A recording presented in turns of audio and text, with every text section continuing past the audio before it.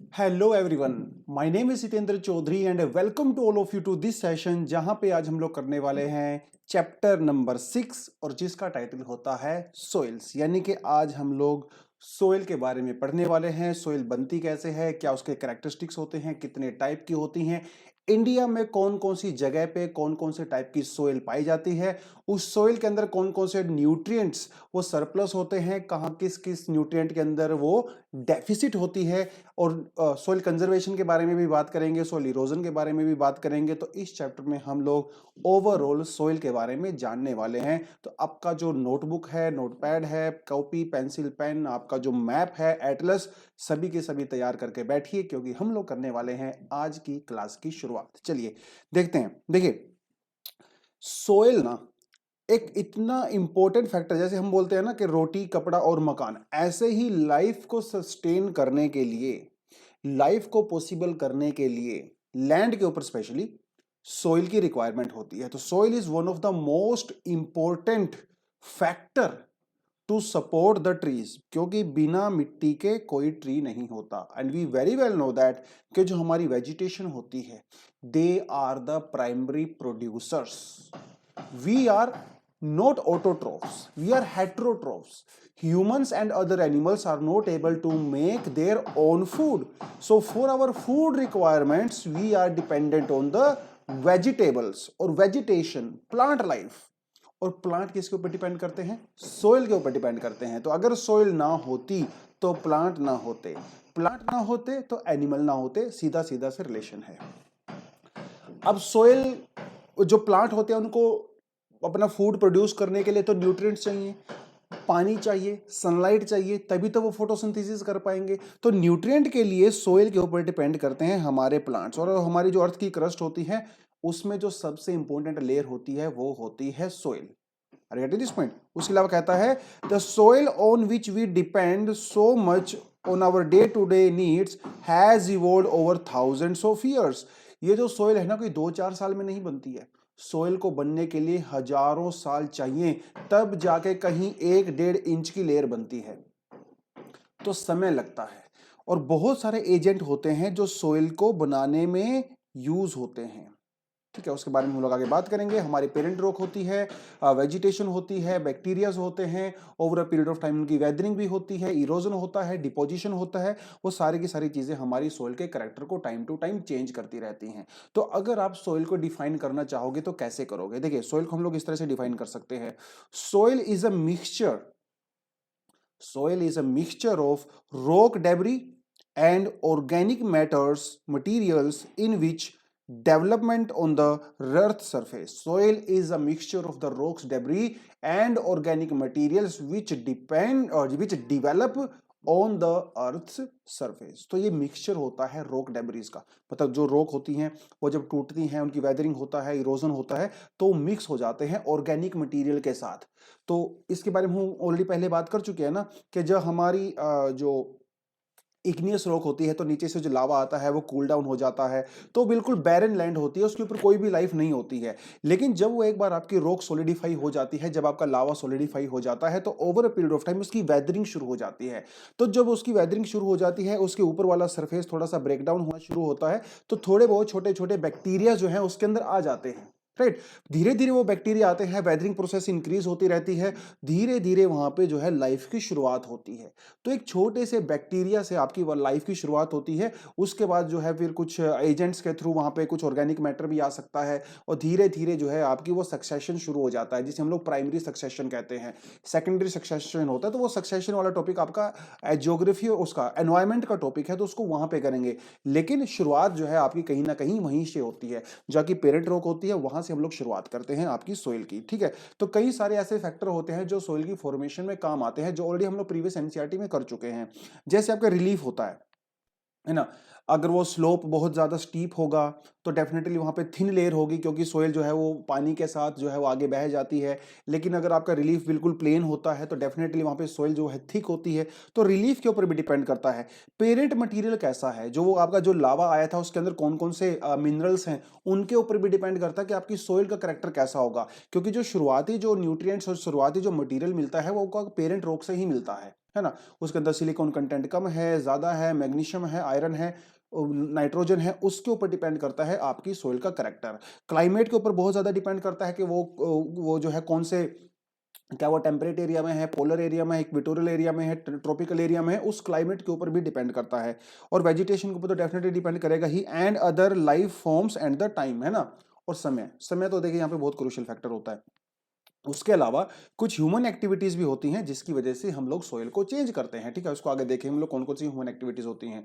तो कहता है components of our soils are, कौन कौन से कंपोनेंट होते हैं, mineral particles, humus, water and air, ये कुछ हमारे सोइल का पार्ट होते हैं, ठीक है। Some soils are deficient in one or more of these while there are some others that have varied combinations. देखिए दुनिया में जितनी भी सोइल पाई जाती हैं सब एक जैसी नहीं होती हैं, है ना। किसी के अंदर नाइट्रोजन सरप्लस होता है, किसी के अंदर नाइट्रोजन डेफिशिएंट होता है, किसी के अंदर आपको सिलिकॉन ज्यादा मिलेगा, किसी के अंदर सिलिकॉन कम मिलेगा। डिपेंड करता है आप कहाँ पे कौन से रीजन की बात कर रहे हो, है ना। तो दुनिया की सभी के सभी सोइल एक जैसी नहीं है, उसके अंदर वेरिएशंस पाई जाती हैं। कभी आपने जो है रोड साइड आप कभी जा रहे होंगे तो वहां पे आपने जो है जेसीबी मशीन तो देखी होगी, उसकी खुदाई चलती रहती है, राइट। बहुत सारे मीम भी बनते हैं, जोक्स बनते हैं उसके ऊपर। तो कभी आप उसकी खुदाई को देखना, जब वहां पे वो एक्सकवेशन कर रहा होता है, जब वो डिगिंग कर रही होती है, या फिर कभी अपने हाथ से आप डिगिंग करके देखना, तो वहां पे जो है जैसे जैसे वो डीप जाता रहता है वैसे वैसे आपको सोइल की अलग अलग प्रोफाइल दिखती हैं, है ना। तो बेसिकली यहाँ पे कहा गया है कि सोइल की मोटे मोटे तौर पे जो है 3 लेयर्स होती हैं। एक होती है सबसे ऊपर वाली लेयर, ठीक है, जिसे हम लोग होराइजन कहते हैं, होराइजन ए। तो 3 होराइजन होते हैं, 3 लेयर्स होती हैं, ठीक है, इस तरह से। तो एक आपका ये हो गया, 2 ये हो गया, 3 हो गया, 3 होराइजन होते हैं। तो जो सबसे ऊपर वाला होराइजन होता है, सबसे ऊपर वाली लेयर होती है, यहाँ पे क्या मिलता है आपको, यहाँ पे मिलता है ऑर्गेनिक मैटीरियल। तो जो ग्रास होती है, जो थोड़े बैक्टीरिया होते हैं या कुछ भी ऑर्गेनिजम्स होते हैं, वो आपको पहले वाली लेयर में देखने को मिलते हैं, जो कि सबसे ज्यादा फर्टाइल भी होता है क्योंकि सबसे ज्यादा न्यूट्रिएंट्स इसके अंदर ही होते हैं। फिर आपके पास आती है होराइजन बी, यानी कि दूसरी वाली लेयर की वो बात कर रहा है। ये ट्रांजिशन जोन होता है between layer 1 and between layer 3, ठीक है। इसके अंदर आपको क्या मिलता है, होराइजन बी के अंदर आपको मिलता है matter derived from the below as well as from the above. तो इस बी वाले होराइजन में आपको दोनों करेक्टर्स मिलते हैं, ऊपर वाले भी थोड़े से मिलते हैं और नीचे वाले भी मिलते हैं, ठीक है, दोनों मिलते हैं। फिर आपकी आती है होराइजन नंबर सी। होराइजन सी के अंदर क्या होता है, इसके अंदर लूज पेरेंट मटेरियल होता है, मतलब जो शुरुआती जो वहां पे चट्टान थी, जो रॉक थी, वो आपको मिलती है, जो इनिशियली आपको इग्नियस रॉक से मिली थी, है ना, वो वाली यहाँ पे मिलती है। This layer is the first stage in the soil formation. तो डेफिनेटली आपको मैंने बता दिया, सबसे पहले तो वही लेयर होती है। तो ये जो पूरा लेयर्ड स्ट्रक्चर होता है सोइल का, इसे हम लोग कहते हैं soil profile. Soil profile underneath these 3 horizons is the rock which is also known as the parent rock और द बेड रॉक, ठीक है। इससे जो सबसे नीचे वाली होती है उसे हम लोग बेड रॉक कहते हैं, जिसके ऊपर वो टिकी हुई होती है, ठीक है। वो बड़ी छोटी सी बात यहाँ पे है। कहता है classification of the soil is an effort to achieve these objective. अब करते हैं उसकी क्लासिफिकेशन। देखिए सोयल को जो है अलग अलग तरीके से क्लासीफाई हम लोग कर सकते हैं, उसके केमिकल कंपोजिशन के हिसाब से कर सकते हैं, उसके टेक्सचर के हिसाब से कर सकते हैं, कलर के हिसाब से करते हैं, रीजन के हिसाब से कर सकते हैं, डेप्थ के हिसाब से कर सकते हैं। सोयल को क्लासीफाई करने के कई सारे तरीके होते हैं। और सोयल जो देखिए इंडिया के अंदर जो है डिफरेंट तरह की सोयल पाई जाती है, क्योंकि इंडिया में डिफरेंट तरह के फीचर्स पाए जाते हैं, लैंड फॉर्म्स पाए जाते हैं, क्लाइमेट अलग अलग तरह का है, इंडिया में वेजिटेशन टाइप भी अलग अलग होती है। तो उस तरह से हम लोग सोयल को भी अलग अलग तरीके से क्लासीफाई कर सकते हैं। पुराने समय में, एंशियंट टाइम में जो है, हम बेसिकली यहाँ पे सोइल को 2 भागों में डिवाइड करते थे। एक होती थी उर्वरा और एक होती थी ऊसरा, ठीक है, आपने याद रख लेना है। बेसिकली ये फर्टिलिटी के हिसाब से मेजर करते थे हम लोग, फर्टिलिटी के हिसाब से, ठीक है। तो जो उर्वरा होती है वो होती है फर्टाइल सोइल, और जो ऊसरा होती है वो होती है स्टीराइल सोइल, मतलब नॉन फर्टाइल सोइल होती है, ठीक है। ये तो हो गया हमारा एंशियंट टेक्स्ट की, हम लोग बात करते हैं आपके ग्रंथों में, है ना, उनमें शास्त्रों में। फिर अब आते हैं 16th सेंचुरी एडी में जो है इसकी जो क्लासिफिकेशन हम लोगों ने शुरू किया, वो टेक्सचर के हिसाब से, कलर के हिसाब से, स्लोप के हिसाब से, मॉइस्चर के हिसाब से हम लोगों ने उसको क्लासीफाई करना शुरू किया। जैसे कोई सैंडी है, क्ले है, सिल्ट है, लोम है, आगे बताऊंगा ये क्या होता है। तो जो सैंडी, क्ले, सिल्ट, लोम बेसिकली एक्चुअली क्या होता है, इसके अंदर जो मटेरियल आपका पाया जाता है और जो पार्टिकल्स आपके होते हैं उनके साइज के हिसाब से डिसाइड किया जाता है कि सैंडी है, क्ले है, कौन सी है, ठीक है। और कलर के हिसाब से जैसे रेड हो गई, येलो सोइल, ब्लैक सोइल, ये भी डिफरेंट डिफरेंट तरह की होती है। Indian council of agriculture research ICAR के तहत जो है, और national bureau of the soil survey, हम लोगों ने सोइल को 8 कैटेगरी में बेसिकली डिवाइड किया है, ठीक है। आप यहाँ पे क्लियरली देख सकते हो ठीक है, इंसेप्टिपोलिस, एंटीसोल्स, एल्फीसोल्स, वर्टिसोल्स, एरिडोसोल्स, ओल्टीसोल्स, मोलिसोसोल्स और अदर्स। ठीक है, ये 8 तरह की कैटेगरी हमारे पास हैं और ये जो कैटेगरी डिवाइड की गई है वो किसके हिसाब से है? United states department of agriculture soil taxonomy, उसके हिसाब से है। तो ये कोई खास हमारे लिए इंपॉर्टेंट है नहीं, लेकिन जो सबसे ज्यादा इंपॉर्टेंट है वो ये वाला फैक्टर है। तो on the basis of genesis, मतलब वो उसकी जनरेशन के हिसाब से, क्रिएशन के हिसाब से, on the basis of colour, on the basis of their composition and on the basis of their location, India में जो सोइल है ये उसकी 8 टाइप होती हैं। ठीक है, ये आपको याद रखना है। Alluvial, black, red, laterite, arid, saline, peaty और फॉरेस्ट। ये हमें एग्जैक्ट याद होनी चाहिए with the map, with their exact location and their characteristics, their colour, their locations and everything. ठीक है, ये बहुत इंपॉर्टेंट है आपके एग्जाम के पर्सपेक्टिव से। एक एक करके हम लोग इसको खत्म करेंगे, तब जाके हमारा चैप्टर पूरा ओवर हो जाएगा। देखिए, बात करते हैं सबसे पहले अलूवियल सोइल की। अगर आप इंडिया के मैप को देखो तो ये जो डॉटेड आपको नजर आ रहा है, ये देखिए, तो आपके ये जो वेस्ट बंगाल वाला रीजन है ये वाला, ठीक है, इधर से जो असम ब्रह्मपुत्रा प्लेन है ये वाला आपको देख सकते हो, ऊपर से जो है आपका ये गंगा जो प्लेन है पूरे का पूरा आप यहाँ पे क्लियरली देख सकते हो, और एक छोटी सी नैरो बेल्ट जो है वो राजस्थान से होते हुए गुजरात के अंदर भी एंट्री करती है। ठीक है, ये भी आपकी जो है अलूवियल सोइल है, आप यहाँ पे क्लियरली देख सकते हो। और ये जो कोस्टल रीजन है, आप यहाँ पे क्लियरली अलूवियल सोइल देख सकते हो। यहाँ पे जो है जो वेस्टर्न कोस्टल प्लेन जो है वहाँ देख सकते हो, और ये जो ईस्टर्न कोस्टल प्लेन है, ठीक है, यहाँ पे भी आपको अलूवियल सोइल देखने को मिलती है, क्योंकि बहुत सारी जो रिवर्स होती हैं पेनिनसुलर इंडिया में, वो भी बहुत सारा सेडिमेंट्स और अलूवियल्स यहाँ पे डिपॉजिट करती हैं ये कोस्टल एरिया में। ठीक है, तो ये हो गया आपका, जो मैंने आपको रेड कलर के यहाँ पे मार्किंग कर दिया ना, ये है आपकी अलूवियल सोइल। तो बेसिकली आप ये समझ सकते हो कि जहाँ पे हमारी जो रिवर्स होती हैं वो सेडिमेंट्स लेके आती हैं, डिपॉजिट करती हैं, वहाँ पे पाई जाती है आपकी अलूवियल सोइल। ठीक है, ये जो अलूवियल जो सोइल होती है इंडिया में, सबसे ज़्यादा बेसिकली इसी का स्प्रेड होता है। Alluvial soils are wide spread in the northern plains and the river valleys, जैसा कि हम लोगों ने अभी लोकेशन में देखा ही है उसके, राइट। कहता है इंडिया में जो 40% टोटल एरिया है वो अलूवियल सोइल ही है बेसिकली, और ये डिपोजिशनल सोइल्स होती हैं, क्योंकि रिवर जो है वो सेडिमेंट लेके आती हैं, अलूवियल्स लेके आती हैं, वहाँ के उसको डिपॉजिट करती रहती हैं, तो इट्स अ डिपोजिशनल सोइल्स। ठीक है, उसको रिवर और विंड वगैरह के थ्रू वो ट्रांसपोर्ट होती हैं और फिर बाद में जाके वो डिपॉजिट हो जाती हैं। तो ये जो गंगा वाला प्लेन है ये तो हमारा होता ही है। एक नैरो कॉरिडोर जो, जैसा कि मैंने बताया, जो राजस्थान से होते हुए वो गुजरात के अंदर भी एंट्री करता है, और उसके अलावा हमारा जो डेल्टा रीजन होता है ईस्ट कोस्ट वगैरह में, वहाँ पे आपको अलूवियल सोइल देखने को मिलती है। तो देखिए, इस छोटे से नैरो रीजन की वो बात कर रहा है, ठीक है, फिर वो गुजरात में एंट्री करता है। तो लोकेशन तो खैर आपने यहाँ पे देख ही लिया, तो लोकेशन को बार बार करने का कोई फायदा है नहीं। ठीक है, अब कहता है कि अलूवियल सोइल का जो नेचर होता है वो कैसा होता है। इसका नेचर डिफरेंट होता है, वो सैंडी भी हो सकता है, लोम भी हो सकता है और क्ले भी हो सकता है। देखिए, ये पार्टिकल साइज की बात है। जो सबसे ज्यादा पार्टिकल साइज होता है वो होता है सैंड का। ठीक है, सबसे जो फिर आपकी आती है सिल्ट आती है, ठीक है, और फिर आती है क्ले। क्ले का साइज जो है वो सबसे छोटा होता है, बहुत, मतलब सिल्ट और क्ले ना बहुत ही माइन्यूट पार्टिकल्स होते हैं। सैंड के पार्टिकल थोड़े से बड़े होते हैं। सैंड के पार्टिकल्स को आप जो है नेकेड आई से भी देख सकते हो। आगे मैंने इसकी साइज का भी यहाँ पे शायद कहीं लिखा हुआ था, ठीक है, कहीं तो लिखा था मैंने इनका साइज, खैर अभी नहीं नज़र आ रहा है वो। ठीक है, थोड़ा आगे ये रहा, देखिए, हाँ, तो ये रहा। तो सैंड का साइज होता है वो होता है 0.06 से लेके 2 mm तक, उसे हम लोग सैंड कहते हैं। उसके बाद आपका आता है सिल्ट। ठीक है, अब यहाँ पे देख सकते हो 0.002 mm से लेके 0.06 mm तक जो होती है वो होती है सिल्ट। और सबसे जो माइन्यूट होते हैं वो होते हैं आपकी क्ले, 0 से लेके 0.002 mm तक आपकी क्ले होती है। डायग्राम भी आपको दिखा सकता हूँ, देखिए, ये आपकी यहाँ पे सैंड हो गया, ठीक है, और ये जो है आपका यहाँ पे क्ले हो गया इधर, बिल्कुल, ये हो गया आपका सिल्ट हो गया। और इन तीनों के मिक्सचर से क्या बनता है? इनके तीनों से मिक्सचर से बनता है लोम। ठीक है, तो ये हो गया आपका लोम। लोम के अंदर सैंड, सिल्ट और क्ले तीनों मिक्स होती हैं, ठीक है, तो उसको हम लोम कहते हैं। तो ये होगा थोड़ा सा इसके बारे में। ठीक है, चलिए आगे बढ़ते हैं। कहता है ये जो आपकी एलुवियल सॉइल्स होती हैं वो पोटाश के अंदर काफ़ी, पोटाश के अंदर काफ़ी पाया जाता है। They are rich in potash but they are poor in phosphorus. ठीक है, फॉस्फोरस उसके अंदर नहीं मिलता, ये सब आपको याद करना पड़ेगा, काफ़ी इंपॉर्टेंट होता है। In the upper and the middle Ganga plain, ध्यान रखो, upper and middle Ganga plain, मतलब ये आपका उत्तर प्रदेश की बात कर रहा है, मिडिल उत्तर प्रदेश की बात कर रहा है, अपर मतलब आपका ये उत्तराखंड वाली उस रीजन की बात कर रहा है। यहाँ पे जो है दो तरह की सोइल अलुवियल सोइल देखने को मिलती है, खादर और बांगर। हम ऑलरेडी बात कर चुके हैं इसके बारे में। जो खादर होती है वो हमारी नई सोइल होती है, जहाँ पे रिवर जो हर साल उसके अंदर फ्लड आता है, हर साल उसके अंदर न्यूट्रिएंट्स ऐड होते हैं, वो होती है आपकी खादर।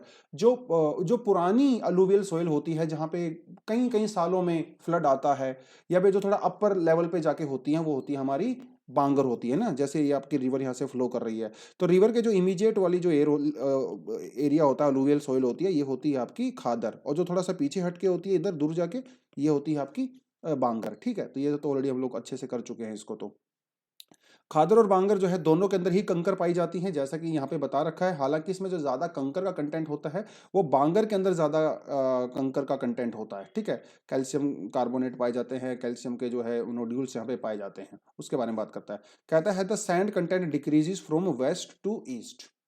ठीक है, sand content decreases from west to east. ठीक है, तो जैसे ही आपकी रिवर फ्लो करती है, पहाड़ों से आती है नीचे, और फिर वो आपका यू नो यूपी से होते हुए, बिहार से होते हुए, बंगाल से होते हुए फिर वो डेल्टा बनाती है। तो जो सबसे बड़े पार्टिकल्स होते हैं, जो हैवी पार्टिकल्स होते हैं, वो पहले डिपॉजिट हो जाते हैं। जो सबसे छोटे पार्टिकल होते हैं, इनके जो क्ले होती है, सिल्ट होती है, वो बिल्कुल एंड में जाके डेल्टा में जाके डिपॉजिट होती है। तो इसी हिसाब से उनका जो साइज है पार्टिकल्स का, वो भी डिक्रीज होता है फ्रॉम वेस्ट टू ईस्ट, है ना। तो वही कहता है, क्योंकि सैंड थोड़ी हैवी होती है, वो जल्दी डिपॉजिट हो जाती है। तो sand content decreases from west to east, important point है, एग्जाम के लिए याद रख लेना इसको।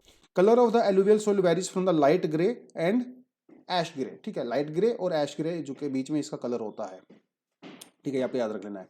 कहता है alluvial soil are intensively cultivated. Cultivated मतलब देखिए काफ़ी फर्टाइल होती हैं, और डेफिनेटली फर्टाइल होगा तो एग्रीकल्चर के लिए काफ़ी सूटेबल होती हैं, है ना। तो इसलिए उनको काफ़ी ज़्यादा कल्टीवेट भी किया जाता है। और एक चीज़ आप यहाँ पे देखोगे कि जो आपका अलुवियल सोइल वाला रीजन होता है, ये इंडिया का सबसे ज़्यादा पॉपुलेटेड एरिया है ना। तो ये आप उत्तर प्रदेश, बिहार, वेस्ट बंगाल, आसाम और ये कोस्टल एरिया को अगर आप देखो, तो this is one of the most fertile and most populated area also, क्योंकि अलुवियल सोइल काफ़ी फर्टाइल होती है, अच्छी खासी आपकी क्रॉप्स को सपोर्ट करती है।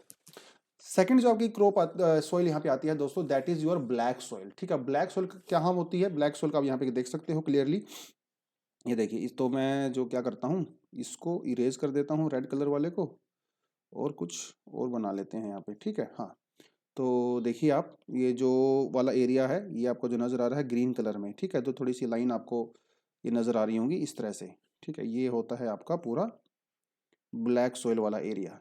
तो देखिए, ये थोड़ा सा आगे भी चला गया, नैरो बेल्ट है थोड़ी सी क्लियरली। यहाँ पे एक देख सकते हो, ये गोदावरी कृष्णा का जो वैली है ना, उसके अलोंग भी चलता है पैरेलल। ऊपर से आप यहाँ पे देख सकते हो कि ये नॉर्थ मध्य प्रदेश वाला जो रीजन है, जस्ट प्लेन से नीचे, और गुजरात में आप यहाँ पे क्लियरली देख सकते हो, है ना, ये जो रीजन है आपका सौराष्ट्र वाला, यहाँ पे आपकी ब्लैक सॉइल मिलती है। तो ये है आपका ब्लैक सॉइल वाला रीजन। ठीक है, ब्लैक सॉइल वाला रीजन मतलब आप इसको जो है डेक्कन प्लेटू कह सकते हो, डेक्कन प्लेटू। और ये रीजन यहाँ पे सॉइल ब्लैक क्यों है, क्योंकि ऑलरेडी हम लोग कर चुके हैं कि यहाँ पे जो सॉइल ब्लैक है ना, उसके पीछे रीजन है, उसके पीछे लावा, है ना। जब इंडियन प्लेट साउथ से नॉर्थ की तरफ आ रही थी, तो वहाँ पे एक रीयूनियन हॉटस्पॉट हुआ करता था। तो जब ये इंडिया की प्लेट रीयूनियन हॉटस्पॉट के ऊपर थी, तो यहाँ वहाँ से जो है उस हॉटस्पॉट से बहुत सारा बेसिक लावा, ठीक है, एक्चुअली वो यहाँ पे स्प्रेड हो गया था। तो आज वही बेसिक लावा जो था ना उस समय पे, जिसके अंदर जो है सिलिका कंटेंट थोड़ा सा कम था, वो जो है यहाँ पे आज ब्लैक सोइल के नाम से जाना जाता है। ठीक है, तो black soil covers most of the Deccan plateau, जैसा कि हम लोगों ने देखा, parts of Maharashtra, Madhya Pradesh, Gujarat, Andhra Pradesh and some part of the Tamil Nadu, जैसा कि हम लोग अभी देख चुके हैं, right. Some part of Tamil Nadu. ठीक है, in the upper reaches of the Godavari and the Krishna river, ये भी हम लोगों ने देखा है ना, गोदावरी कृष्णा रिवर वाला एरिया जो है, ये भी इसको कवर करता है, क्योंकि यहाँ से गोदावरी कृष्णा रिवर आती है ना, उसको ये करता है। Western part of the Deccan प्लेटू, जैसे कि हम लोगों ने देखा, black soil is very deep. Black soil जो है काफी डीप होती है, अपने याद कर ले हैं, नैरो सोइल नहीं है, इट्स अ डीप सोइल।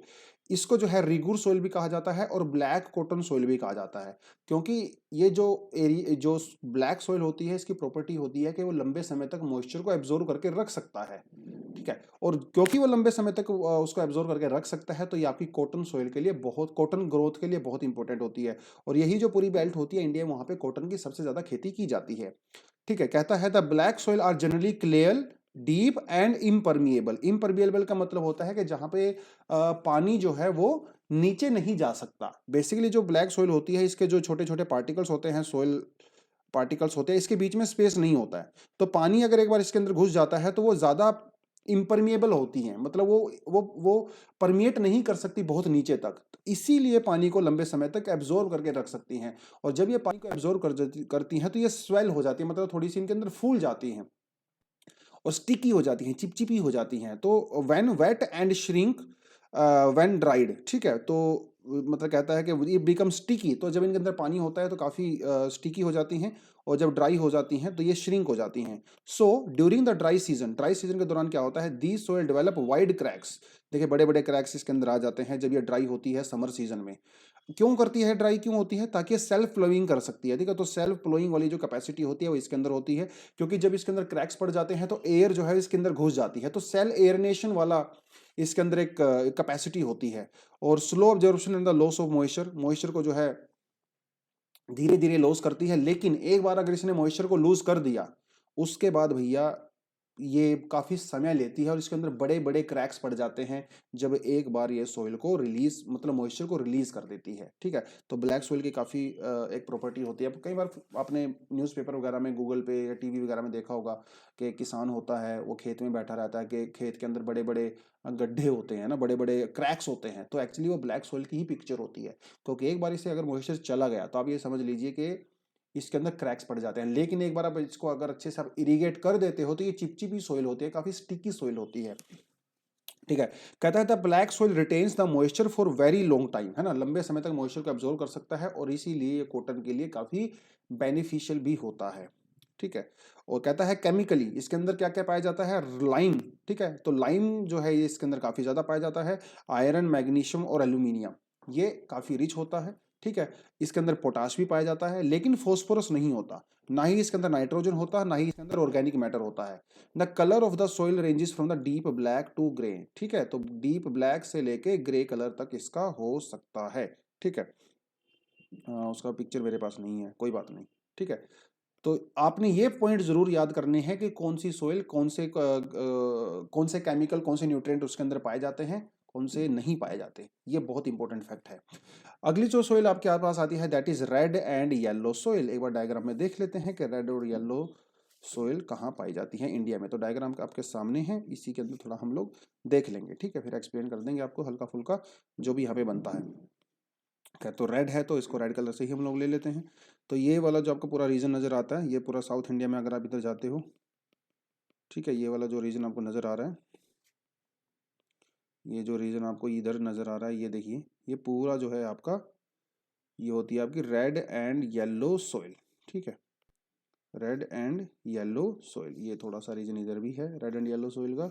और ये जो है नॉर्थ ईस्ट इंडिया में, ठीक है, ये वाला जो रीजन आपको नजर आ रहा है आसाम को छोड़ के, क्योंकि आसाम में तो ब्रह्मपुत्रा प्लेन है तो वहाँ पे तो अलूवियल सोइल पाई जाती है, उसको छोड़ के बाकी मोस्टली, और मेघालय को छोड़ के, मेघालय में जो है माउंटेन टाइप ऑफ सोइल पाई जाती है नॉर्थ ईस्ट इंडिया में। और ये आपका जो साउथ ईस्ट और ईस्टर्न पेनिनसुला ब्लॉक है, यहाँ पे आपको रेड एंड येलो सोइल देखने को मिलती है। ठीक है। तो आई होप आपको ये पता चल गया होगा। ठीक है।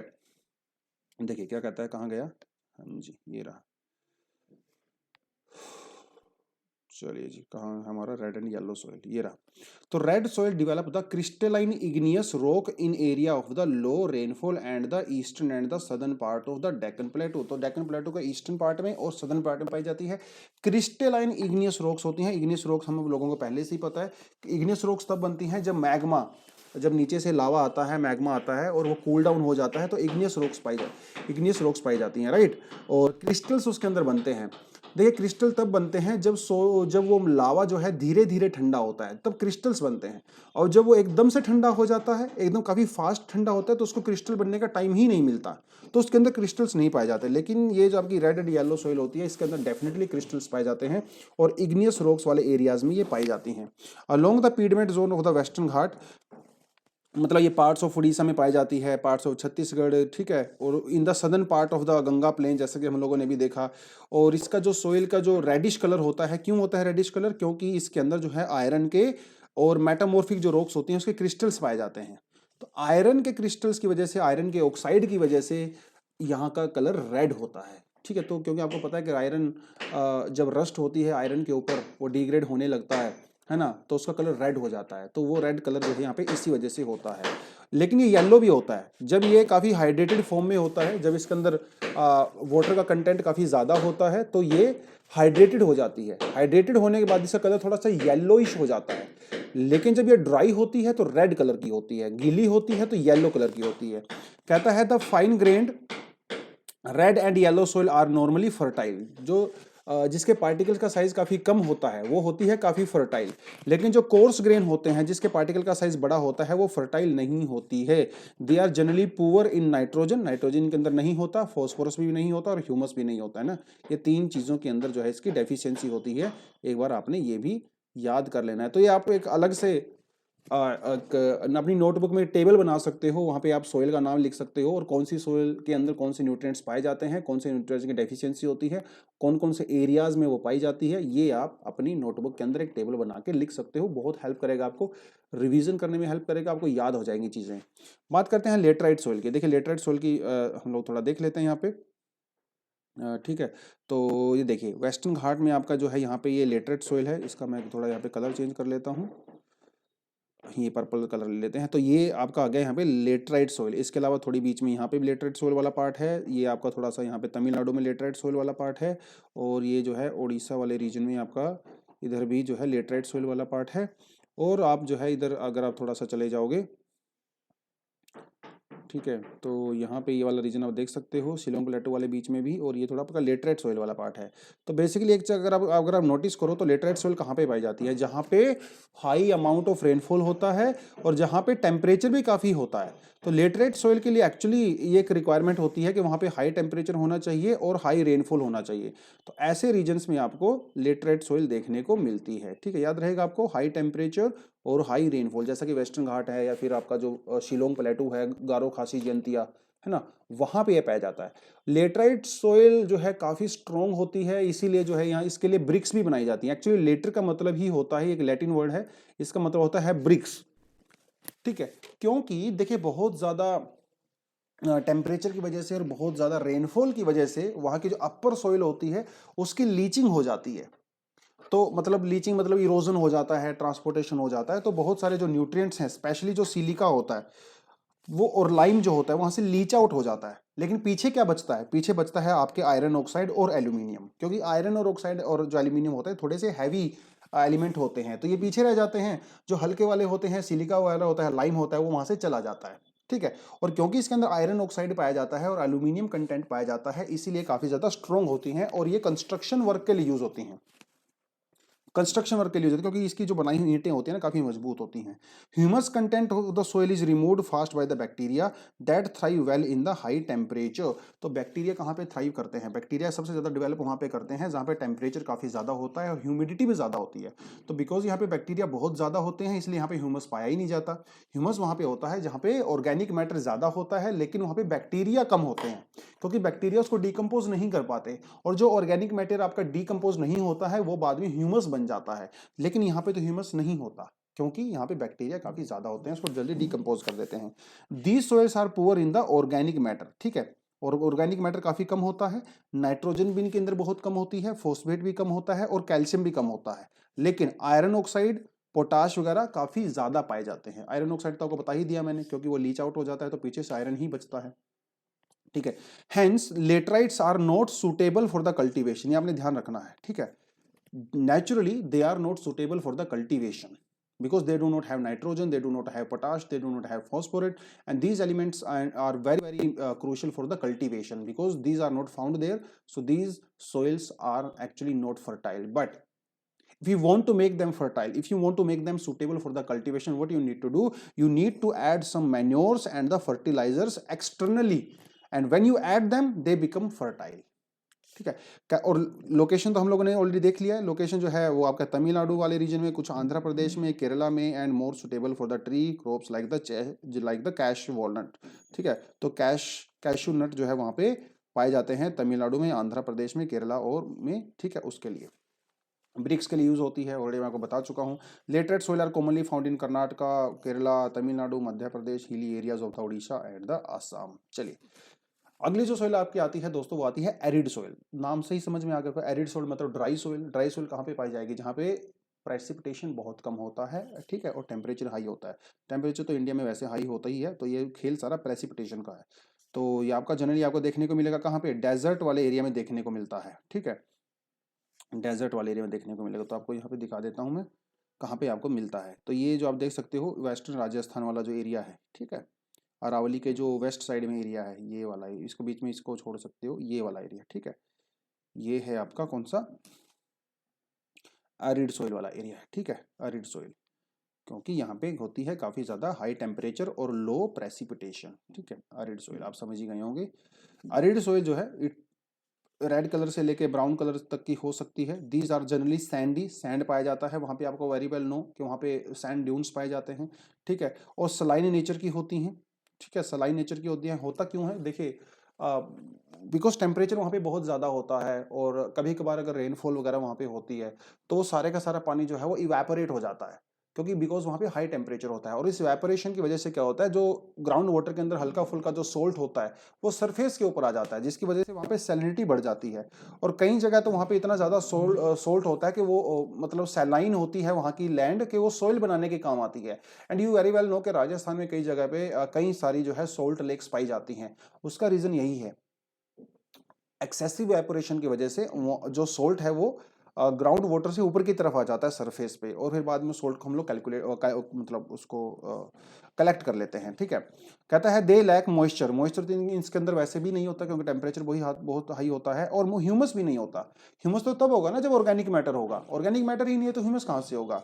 Nitrogen is insufficient. तो एक चीज आपको यहाँ पे नोटिस करने वाली बात है, इंडिया में जितनी भी सोइल है, किसी भी सोइल के अंदर लगभग नाइट्रोजन नहीं पाया जाता। All of them are deficient in nitrogen. इसीलिए इंडिया में यूरिया की खपत इतनी ज्यादा होती है, क्योंकि यूरिया के अंदर होता है नाइट्रोजन, तो वो ऐड किया जाता है आपकी सोइल के अंदर टू इंक्रीज द फर्टिलिटी। ठीक है, फॉस्फेट भी इसके अंदर नहीं होता, जो कि एक बहुत इंपॉर्टेंट न्यूट्रिएंट है, फर्टिलाइजर है, तो फॉस्फेट भी इसके अंदर आपको ऐड करना पड़ेगा। लोअर होराइजन मतलब जो नीचे वाली जो लेयर्स होती हैं सोइल की, उसके अंदर जो है कंकर पाए जाते हैं, कैल्शियम कंटेंट काफी होता है जो, और ये कंकर आपका कहाँ पाए जाते हैं? ये आपका बांगर वाले रीजन में भी पाए जाते हैं, जो कि आपकी अलुवियल सोइल है। तो अगर आप सैंडी सोइल को जो है अरिड सोइल को अगर थोड़ा सा आप डिगिंग करोगे ना, तो नीचे से कंकर निकलती हैं, कंकर निकलती हैं। और ये जो कंकर होने की वजह से इसका जो लोअर होराइजन होता है, जो लोअर लेयर्स होती है, मतलब horizon number B and C, वो इनफिल जो है वो they restrict infiltration of the water, water को नीचे नहीं जाने देते। ठीक है, कहता है the soil moisture is readily available for the sustainable plant growth. अगर आपने इसके अंदर इरिगेशन कर दिया तो ये उसको कंटेंट को, वो मॉइस्चर कंटेंट को जो है रिटेन करके रखते हैं, क्योंकि मॉइस्चर नीचे नहीं जा पाता, बिकॉज इम्परमिएबल होता है कंकर वगैरह की वजह से। तो जो अरिड सोइल होती है ना, आपको ऊपर से देखने में लगेगा कि दे आर वेरी इनफर्टाइल, लेकिन अगर आपने वहां पे इरिगेशन प्रोवाइड करवा दिया, they can be very fertile. और अगर आपने वहां से एक्सटर्नल कुछ फर्टिलाइजर वगैरह ऐड कर दिया, they can be very fertile. तो आपकी जो इंदिरा गांधी कनाल होती है, उसका यही पर्पज है कि इंदिरा गांधी कनाल के यूज के थ्रू हम लोग जो है सतलुज वगैरह से कनाल लेके जाते हैं राजस्थान वाले एरिया में, जहाँ पे एरिड सोइल पाई जाती है, वहां पे we provide irrigation. And when we provide irrigation along with the addition of the fertilizer, then that soil can become very very fertile, and that was the actually basic use of that। ठीक है, तो western Rajasthan वाले की वो बात कर रहा है। These soils are poor and contain little humus and organic matter। ठीक है, बस सीधी सी बात है। ऑर्गेनिक मैटर कहाँ से होगा जब वहाँ पे वेजिटेशन ही इतनी कम होती है? ऑर्गेनिक मैटर के लिए और ह्यूमस के लिए तो ऑर्गेनिक मैटर वेजिटेशन चाहिए ना, तो दैट इज द रीजन। फिर आपकी आती है सलाइन सोइल। ठीक है, तो वही एंशिएंट इंडिया की बात करता है। एंशिएंट इंडिया में जो है हमारी दो तरह की सोइल हुआ करती थी, एक होती थी ऊसरा सोइल, है ना। तो ऊसरा जो सोइल होती है ये होती है इनफर्टाइल सोइल, एक होती थी उर्वरा सोइल जो कि काफी फर्टाइल होती है। तो ये जो ऊसरा सोइल होती है ना, वही होती है आपकी सलाइन सोइल, क्योंकि इसके अंदर सोल्ट कंटेंट काफी ज्यादा होता है, और सोल्ट कंटेंट जब ज्यादा होता है तो वो वेजिटेशन को सपोर्ट नहीं करता। ठीक है। और ये कहता है जैसे यहाँ पे डिफरेंट तरह का सोइल पाया जाता है, जैसे सोडियम, पोटेशियम, मैग्नीशियम, है ना। तो sodium chloride, magnesium chloride, sodium chloride और पोटेशियम क्लोराइड, इसकी कंटेंट काफी ज्यादा होता है। That is why these soils are very very infertile, they are not suitable for the cultivation, they do not support any vegetation at all, they have more salt largely because of the dry climate and the poor drainage, जैसे कि मैंने आपको बताया था थोड़े समय पहले भी, ठीक है। ड्राई क्लाइमेट होने की वजह से इवेपोरेशन हो जाता है, इवेपोरेशन होने की वजह से जो नीचे सरफेस में जो सोल्ट होता है वो ग्राउंड के ऊपर आ जाता है और वो आपकी सोइल सलाइन हो जाती है। तो बेसिकली कहां पे पाया जाता है, ये जो सोइल होती हैं वो अरिड रीजन, ड्राई एरियाज में पाई जाती हैं, सेमी एरिड रीजन मतलब जहां पे कभी कभार बारिश होती है। उसके अलावा ये सोइल वहां पे भी पाई जाती है जहां पे वाटर लो कंडीशंस होती हैं और स्वम्पी एरियाज होते हैं। जैसे अगर आप बेसिकली यहाँ पे हरियाणा पंजाब की बात कर सकते हो या फिर इंडिया में ऐसे रीजन्स की बात कर सकते हो जहां पे एक्सेसिव इरिगेशन होता है। अब मान लो आप पंजाब की बात करो तो पंजाब में क्या है, एक्सेसिव इरिगेशन होता है। अब पंजाब में टेम्परेचर भी हाई रहता है। अब आपने क्या किया, एक्सेसिव इरिगेशन आपने कर दिया क्योंकि आपने वहां पे पैडी कल्टीवेशन करनी है, उसकी वजह से क्या हुआ, टेम्परेचर हाई है, इवेपोरेशन हाई होगा। तो ये जो वाटर लो कंडीशंस होती हैं, इवेपोरेशन हाई होने की वजह से कैपिलरी रिएक्शन होता है। और कैपिलरी रिएक्शन का मतलब ये होता है कि ग्राउंड जो आपका जो सरफेस जो आपका ग्राउंड वाटर होता है वहां से सोल्ट ऊपर की तरफ आ जाता है और आपकी जो ऊपर जो सोइल होती है वहां पे एक व्हाइट कलर की लेयर जम जाती है, ठीक है। व्हाइट लेकर के जिसे हम लोग जो है सोल्ट पैन भी बोलते हैं। तो ये जो वाटर लॉग वाली सिचुएशन होती है जहां पे स्वम्पी एरिया होते हैं, वेटलैंड्स होती हैं और ड्राई एरियाज होते हैं, वहां की जो सोइल है वो सलाइन हो जाती है, ठीक है। वो थोड़ा सा आपको यहाँ पे बता रहा है। Their structure range from the sandy to loamy, थोड़ा सैंड आपको मिलता है, लोम वहां पे आपको मिलता है। They lack in nitrogen and calcium, ठीक है, they lack in nitrogen and calcium. Saline soils are more widespread in the western Gujarat, delta of the eastern coast and the Sundarban area of the West Bengal. The run of Kutch and the southwest monsoon brings salt particles and deposit there. जब south west monsoon आती है तो Arabian सी से बहुत सारा salt वो wind अपने साथ लेके आती हैं और रन ऑफ कच्छ में जाके उसको डिपॉजिट कर देती हैं। Sea water intrusion in the delta promote the concurrence of the saline soil, ठीक है। जो लगून्स होते हैं जो आपकी जैसे मान लो चिल्का लेक है या ईस्टर्न कोस्ट पे क्या होता है वो बहुत सारा बे ऑफ बंगाल से जो वहाँ का सोल्ट वाटर होता है वो आपकी अंडरग्राउंड में एंट्री कर जाता है या फिर आपकी सोइल के अंदर एंट्री हो जाती है, तो वो आपकी जो सोइल है वो सलाइन हो जाती है। In the area of intensive cultivation, है ना, जैसे जो ग्रीन रेवोल्यूशन वाला एरिया भी हरियाणा पंजाब वेस्टर्न यूपी की मैंने आपको बात किया, तो ये जो फर्टाइल सोइल होती हैं वो सलाइन हो जाती हैं because of the capillary reaction. देखिए वही बार बार वही चीज को बोल रहा है, तो डिपोजिशन ऑफ द सोल्ट। तो जब ये सलाइन हो जाती है सोइल तो फिर हम लोग क्या करेंगे, उसके अंदर जिप्सम ऐड किया जाता है और जिप्सम ऐड करने से उसकी सैलिनिटी थोड़ी कम हो जाती है और उसकी फर्टिलिटी को आप रिटेन कर सकते हो, ठीक है। So that was about it saline soil.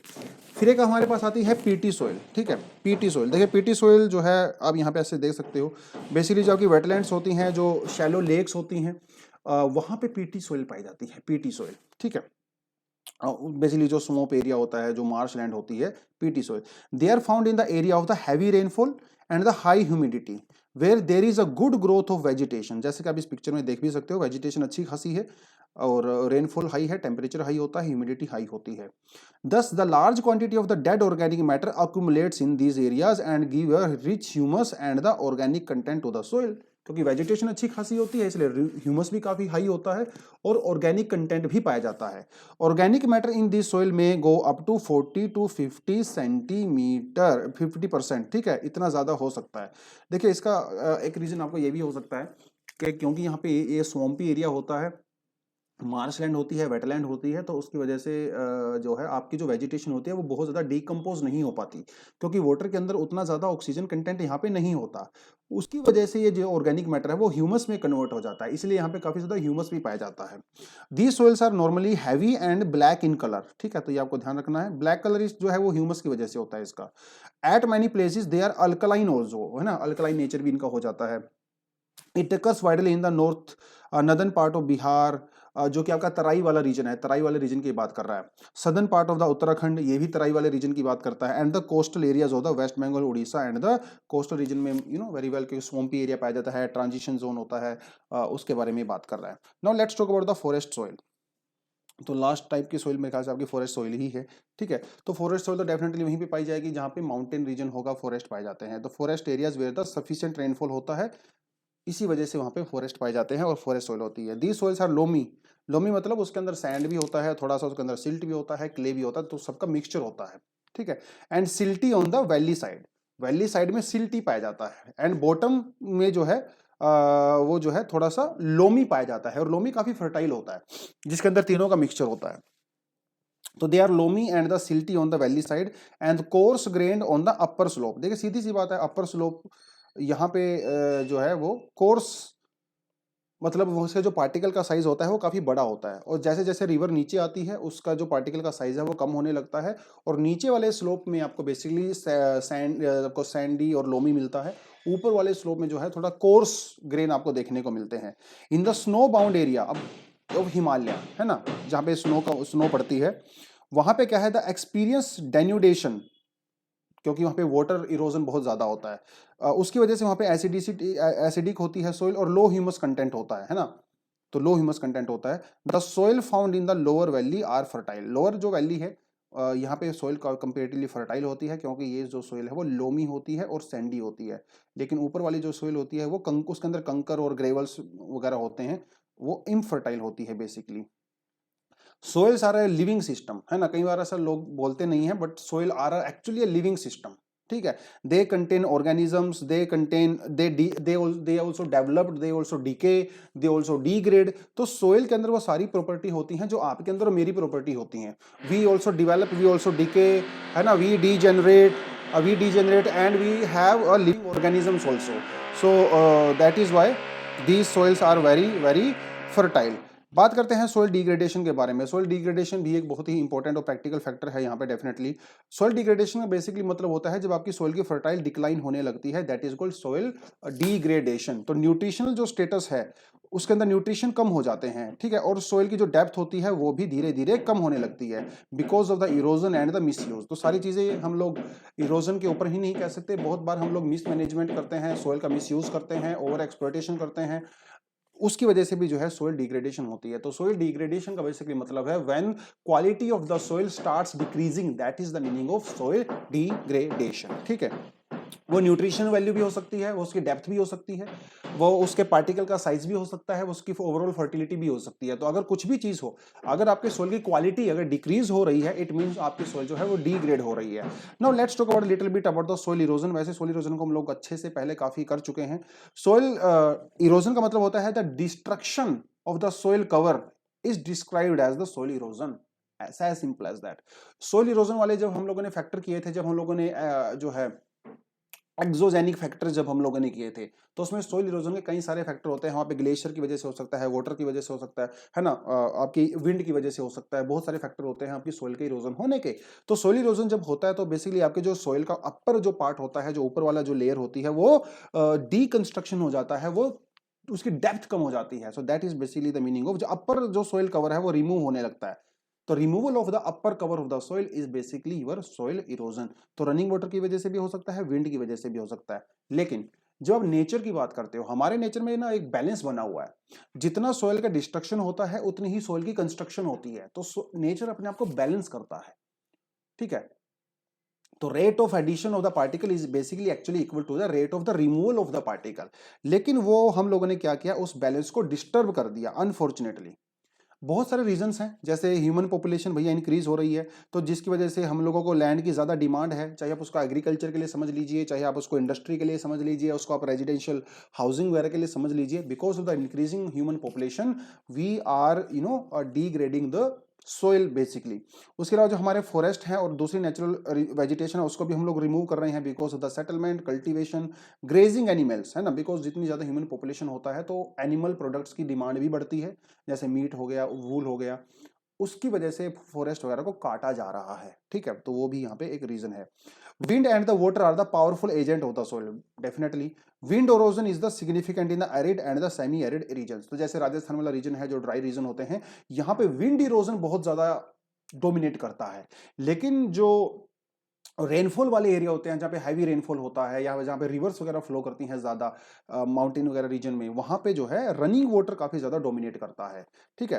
कहता है कि अब इरोजन भी कई तरीके का हो सकता है, जैसे आपका गली इरोजन होता है, शीट इरोजन होता है। शीट इरोजन बेसिकली वहाँ पे होता है जहाँ पे बहुत बड़ा एक एक्सटेंसिव एरिया होता है, और उसके बाद आपका जब रेनफॉल होता है तो वो सारे के सारे एरिया में इरोजन होता है। ठीक है। जैसे मान लो ये आपका एक बहुत बड़ा एरिया है, हंड्रेड्स ऑफ किलोमीटर्स, और ये बिल्कुल प्लेन एरिया है और यहाँ पे कोई रिवर फ्लो नहीं करती है। तो होता क्या है, जब इसके ऊपर रेनफॉल होता है तो वो सारी की सारी जगह से जो है वो ऐसे इरोजन होता है, एक साथ इरोजन होता है। इसे कहते हैं शीट इरोजन, ठीक है। एक होता है आपका गली इरोजन, जब उसी एरिया में जो है छोटी छोटी गली बनी होती हैं इस तरह की, जो रिवर्स वगैरह होती हैं वो बना देती हैं, इसे कहते हैं गली इरोजन। तो वो जो वाटर है ना वो पर्टिकुलर एरिया में से ही ऐसे फ्लो करता है।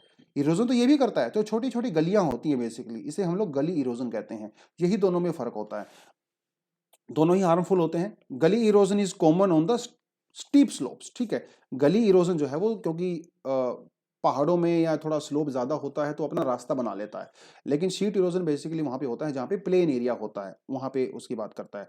चंबल के एरिया की इसने बात की है, जैसे चंबल का मैंने पिक्चर आपको शायद पहले भी दिखाया था। देखिए ये है चंबल एरिया, तो यहाँ पे बहुत ही ज्यादा गली इरोजन होता है। गली इरोजन की वजह से यहाँ के जो सोइल के न्यूट्रिएंट्स हैं वो कंप्लीटली रिमूव हो चुके हैं, और ये जो चंबल वाला एरिया है यहाँ पे कोई भी वेजिटेशन एज सच सपोर्ट नहीं करता, एग्रीकल्चर तो सपोर्ट करता ही नहीं है। तो इसे जो है बैड लैंड कहा जाता है। क्या कहते हैं? Bad land. तो बैड लैंड इसको इसलिए कहा जाता है क्योंकि यहाँ पे एग्रीकल्चर वगैरह सपोर्ट नहीं होती है। उसके अलावा कुछ एरिया जो है तमिलनाडु का वहाँ पे भी होता है, वेस्ट बंगाल वाले एरिया में भी होता है। कहता है कि हमारी जो कंट्री है वो हर साल 8,000 हेक्टेयर ऑफ लैंड जो है वो रिमूव हो जाता है because of the soil erosion, ठीक है। उसके बाद फ्रीक्वेंट फ्लड भी आता है जिसकी वजह से भी खूब सारा डैमेज होता है एग्रीकल्चर लैंड को, ठीक है। फ्लड तो बहुत कॉमन ही है हमारे यहाँ पे। Deforestation is one of the major cause of the soil erosion, ये आपने ध्यान रखना है, डिफोरेस्टेशन, ठीक है। क्योंकि प्लांट जब होते हैं तो वो क्या करते हैं, आपकी जो सोइल होती है उसको जकड़ के रखते हैं, उसको बाउंड करके रखते हैं। लेकिन जब आपने वहां पे प्लांट कवर को ही रिमूव कर दिया तो आपकी सोइल काफी लूज हो जाती है, तो जब रेनफॉल वगैरह वहां पे होता है तो वो बहुत ज्यादा रिमूव हो जाती है। They also add humus to the soil by shedding leaves and the twigs, ठीक है। तो जब के जो वहाँ पे वेजिटेशन होती है, पेड़ पौधे होते हैं, तो लगातार उनकी पत्तियां झड़ती रहती हैं, ट्विग्स वगैरह जो उनके तने और वो सब झड़ते रहते हैं, तो वहाँ पे ह्यूमस भी आता है, उसकी वजह से उसकी फर्टिलिटी भी इंक्रीज होती है। तो डिफोरेस्टेशन को रिमूव करने के बहुत सारे नुकसान होते हैं, उसकी फर्टिलिटी तो डिक्रीज होती ही है, साथ के साथ इरोजन भी जो है वो एक्सेंचुएट हो जाता है, इरोजन भी इंक्रीज हो जाता है। तो that's a very bad state of affair. A fairly large area of the arable land in the irrigated zone in India is becoming saline because of the over irrigation. जैसे कि हरियाणा पंजाब का मैंने एक एग्जांपल दिया था, ओवर इरिगेशन की वजह से ये जो लैंड है वो सलाइन होती चली जा रही है, और सलाइन लैंड जो है वो एग्रीकल्चर को बेसिकली सपोर्ट नहीं करती है। तो उसके लिए आपको जिप्सम डालना पड़ता है, और जिप्सम आप डालोगे तो बेसिकली नेचुरल फर्टिलिटी तो उसकी डिक्रीज हो ही रही है, और जो फार्मर्स होते हैं उनका खर्चा भी इंक्रीज हो जाता है क्योंकि जिप्सम काफी महंगा आता है। कहता है the salt lodged in the lower profile of the soil comes up to the surface, वही कैपिलरी रिएक्शन की वो बात करता है। केमिकल फर्टिलाइजर आपको वहां पे डालने पड़ते हैं, और केमिकल फर्टिलाइजर अगर आप डालते हो तो उसका अलग से नुकसान होता है ना। तो chemical fertiliser in the absence of the organic matter are also harmful to the soil, ठीक है। और ये केमिकल फर्टिलाइजर जो है बाद में हमारी फूड चेन का पार्ट भी बन जाते हैं, which is also very detrimental to our health. Unless the soil gets enough humus, chemical hardens it and the reduces the fertility, ठीक है। तो लंबे समय तक जब आप केमिकल फर्टिलाइजर का यूज करते हो तो आपकी जो सोइल होती है वो इनफर्टाइल हो जाती है, ठीक है। थोड़े समय के लिए वो पॉजिटिव साइन दे सकती है, लेकिन लंबे समय के लिए it becomes very very dangerous for the soil. तो जो ग्रीन रिवोल्यूशन वाला जो एरिया है मैंने आपको हरियाणा पंजाब वाला बताया, that is being degraded because of the excessive use of the chemical fertilizers, because of the over exploitation of the groundwater, because of the over irrigation, and because of that water logging condition is created there, and as a result of that land in Haryana, Punjab, Western UP, which was a land of green revolution, is slowly becoming infertile, right? चलिए, so we need to conserve our soil, है ना। तो जब हम लोगों को पता है कि सॉइल के क्या क्या बेनिफिट होते हैं, और हम लोगों को देखिए रीजंस भी पता है कि सॉइल डिग्रेड क्यों हो रही है, तो now this is our duty to preserve our soil, to conserve our soil, ठीक है। तो उसके लिए जो हम क्या क्या कर सकते हैं, soil conservation is a methodology to maintain the soil fertility, prevent soil erosion and exhaustion, and improve the degraded condition of the soil. तो जो ऑलरेडी सोइल डिग्रेड हो चुकी है उसकी फर्टिलिटी इंक्रीज करनी है, जो सोइल अभी बची हुई है उसको प्रिजर्व करना है, और उसकी फर्टिलिटी को लंबे समय तक मेंटेन करना है। ऐसे मेथड हम लोगों को अपनाने पड़ते हैं, that is called your soil conservation, ठीक है। क्या क्या कर सकते हैं, the first step in any rational solution is to check open cultivable lands on the slopes from the farming. तो जो स्लोप्स होते हैं पहाड़ी एरिया में होते हैं वहां पे आप ओपनली फार्मिंग नहीं कर सकते हो, ठीक है। वहां पे अगर आपको फार्मिंग करनी है तो आपको क्या करना पड़ेगा, वहां पे टेरेस फार्मिंग करनी पड़ेगी। देखिए जैसे आपको दिखा देता हूं मैं, देखिए ये होती है आपकी टेरेस फार्मिंग। तो पहाड़ी एरिया में आप कभी हिमाचल उत्तराखंड गए हो तो वहाँ पे जो है इस तरह की एग्रीकल्चर की जाती है, ये इसे हम टेरेस फार्मिंग बोलते हैं। ये ऑलरेडी यूपीएससी में क्वेश्चन पूछा भी जा चुका है, ठीक है। Which of the following methods are used to prevent the soil erosion. तो टेरेस जो फार्मिंग है that is one of the reason के उसकी वजह से जो है वो आप इरोजन को रोक सकते हो, ठीक है। क्योंकि जब वाटर यहाँ से आता है ऊपर से, जब यहाँ से वाटर आएगा तो वो टेरेस की वजह से उसकी स्पीड कम हो जाती है, और जब उसकी स्पीड कम हो जाती है तो डेफिनेटली उसका जो है इरोजन भी कम होने लगता है। तो terrace farming actually one of the very important factor है।